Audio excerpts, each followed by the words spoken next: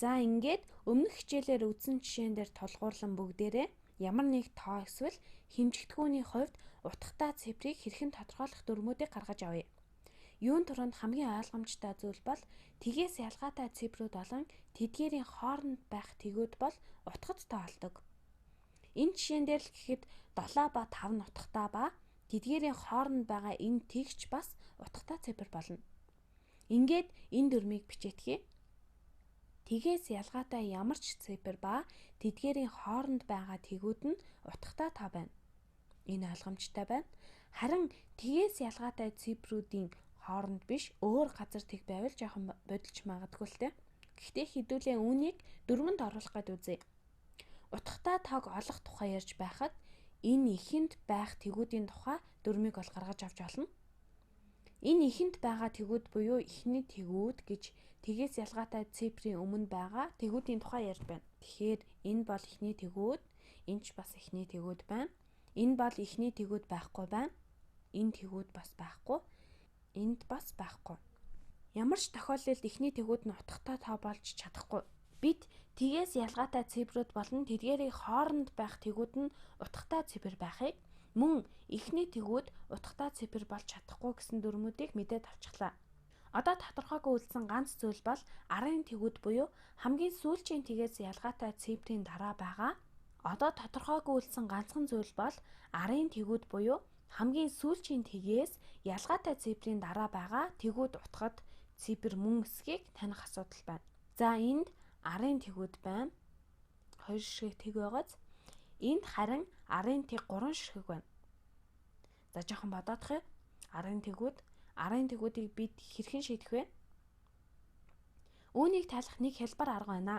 Хэрэв уг тоо арвтын баталгаа байвал бүр тодруулбал арвтын баталгаанд таслал хааны газар нь байвал бид тэдгээрийг тооцно.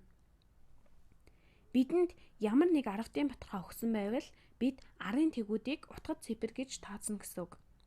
Тэдгээрийг утгад цифр гэж тооцно.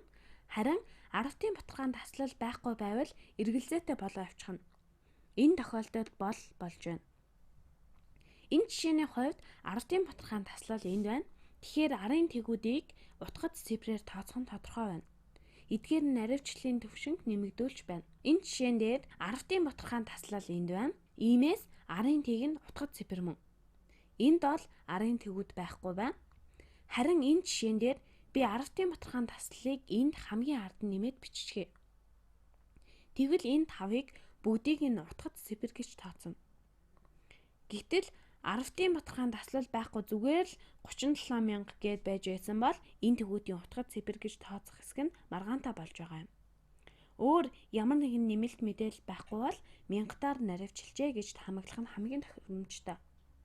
Тэд яг нэгжийн орноор наривчлаагүй зүгээр 3700 л гаргаж авахыг хүссэн байж болох юм. Тэгэхээр арвтын баталгаанд таслал байхгүй бол энэ нь олон утгатай байх нь өөрөөр хэлбэл яг яаж тооцох нь тодорхойгүй гэсэн үг. Магадгүй хамгийн тохиромжтой нь арын тэгүүдийг утгатай цифр тооцохгүй байх.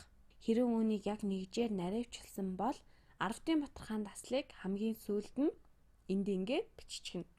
Заримдаа тусгай тэмдэглэгээ хэрэгэлдэг. Ерөөсөө би өөр нэг жишээ авъя. Жишээ нь 56,000 гэж байсан гээл дээ. Тэгээд 6 нь хамгийн сүүлийн утгад цифр гэдгийг заримдаа 6-гийн дээд талд нэг иймэрхүү зураас эсвэл доод талд нь бас ингэж зурж тэмдэглэдэг. Ингэж тэмдэглэх нь маш ашигтай. Яагаад гэвэл магадгүй энд хамгийн сүүлийн утгад цифр нь тэг байж мэднэ шүү дээ. Наривчлалын тохиромжтой төвшин болох 100-ийн орноор хэмжиж байж болох юм. Тэгвэл өмнө нь бичиж байсантай адилхан 56,000 гэж бичээд харин энэ тгийн дээр ингээд эсвэл доор нь ингэж зураас тавих нь энэ хамгийн сүүлийн утгад цифр гэдгийг хэлтгэн. Тэгэхээр энэ тохиолдолд бол утгад цифр 3 байна гэж хэлж чадах нь. Гэхдээ үүнийг нэг хэрэглээд байдаггүй юм. Утгатай цифр 3 байна гэдгийг харуулах хамгийн зөв арга бол шинжлэх ухааны бичлэг хэрэглэх явдал юм.